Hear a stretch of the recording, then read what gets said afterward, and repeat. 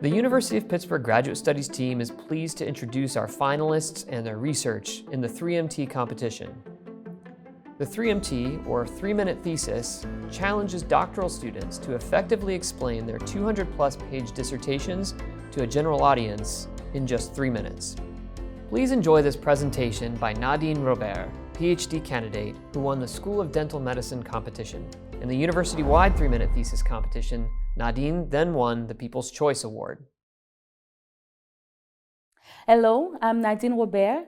I'm a fourth-year PhD candidate in Dr. Napiala's lab. Today, I'm going to present my 3-minute thesis entitled, How Do Cells Recognize and Respond to Phosphate? In our childhood, we enjoyed going to the parks, running and jumping with our friends.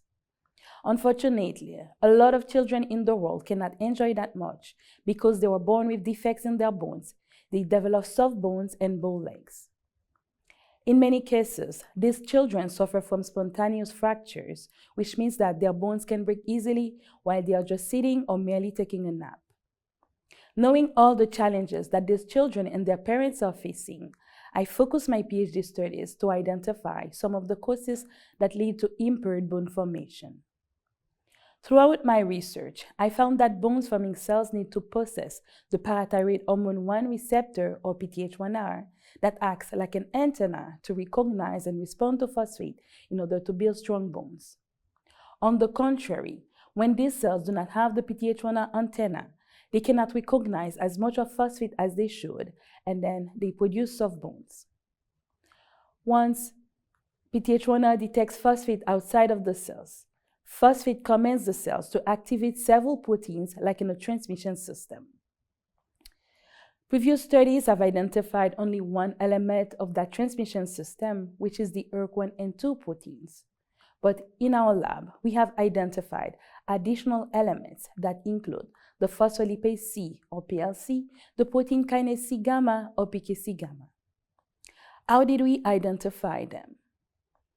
When we manipulated the cells by removing either PTH1R or PLC or PKC gamma, we found a reduced production or no production of the active form of the ERK1 and 2 proteins when we added phosphate to the cells.